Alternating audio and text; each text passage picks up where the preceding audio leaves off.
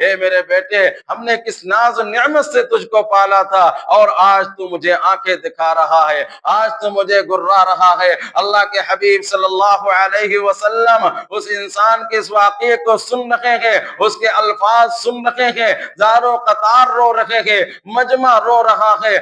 اللہ کے حبیب صلی اللہ علیہ وسلم نے بیٹے سے فرمایا انتا، تیرا پورا جسم، ومالکا، اور تیری پوری کمائی تیرے باپ کے لیے۔ اس لیے میرے بھائیوں ماں باپ کی قدر کر لو، ماں باپ کی عزت کر لو، اپنی زندگی کے اندر اپنے ماں باپ کی خدمت کر لو۔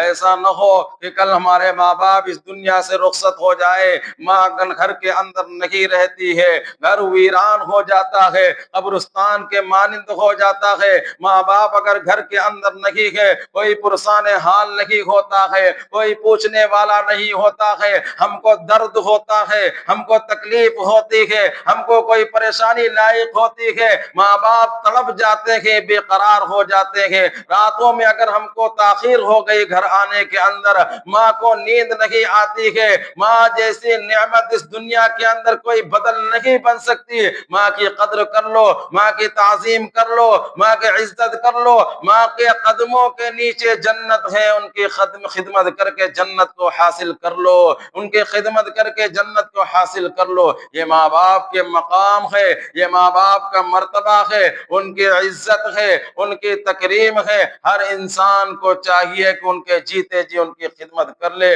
آج کا زمانہ ایسا زمانہ آ گیا، ایسا دور آ گیا کہ ماں باپ کو دھکے دیے جا رہے ہیں، ماں باپ کو پریشان کیا جا رہا ہے۔ ماں باپ کو شادی ہونے کے بعد اس انسان کا سب سے بڑا دشمن اگر کوئی ہوتا ہے تو اس کے نظر میں اس کے بوڑھے ماں باپ ہوتے ہیں۔ وہ ماں جو 9 مہینے کال کوٹری کے اندر رکھ کر کے وہ مشقتیں جھیلتی رہی، حملتہ امہ کرہا ووضعتہ کرہا، وہ پریشانی اٹھا اٹھا کر کے اس بوجھ کو لے کر 9 مہینے گھومتی ٹہلتی رہی۔ پیدائش کا وقت جب آ گیا، اس کا وہ درد، اس کی وہ تکلیف، اس کی وہ پریشانی کا اندازہ نہیں لگا رہے۔ وہ ماں جو تم کو پریشانیاں اٹھا اٹھا کر کے 9 مہینے کال کوٹری کے اندر رکھ کر کے تم کو جنم دیا، پیدا کیا، اپنی نیندوں کو قربان کیا، تیرے پیشاب اور پاخانے کو دھلا، تیرے ہر ایک چیز کو دیکھا، تیرے رونا اس سے گوارا نہیں ہوتا تھا، تو روتا تھا،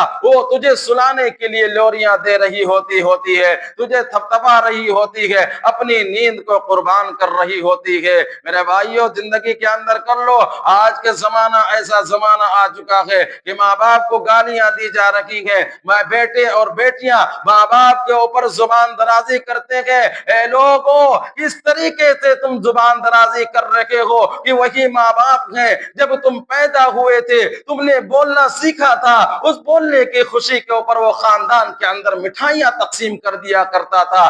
اس طریقے سے تم زبانیں دراز کر رہے ہو تو تمہاری خوشی کے لیے اپنے ہر ایک چیز کو قربان کر دیا کرتا تھا۔ تم کس طریقے سے اپنے ماں باپ کے اوپر گالیاں دیتے ہو جو تمہارے لیے ہر ایک چیز کو قربان کر دے۔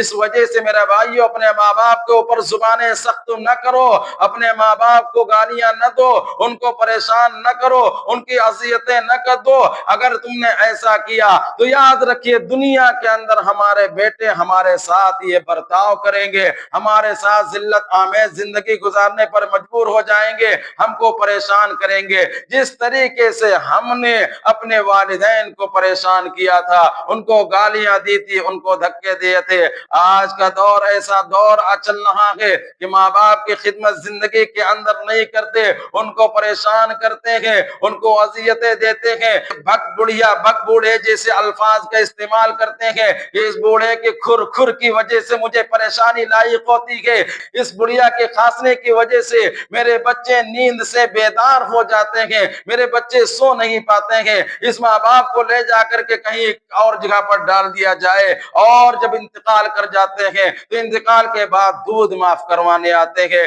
دودھ معاف کروانے کا طریقہ دنیا کے اندر ان کی عزت کر لو، ان کے رہتے ہوئے ان کے جیتے جی ان کی خدمت کر لو، ان کی تعظیم کر لو، اللہ رب العالمین کے درمیان تمہارا مقام اور مرتبہ ہوگا۔ والدین راضی ہے تو رب بھی راضی ہے، والدین اگر ناراض ہیں تو رب بھی ناراض ہے۔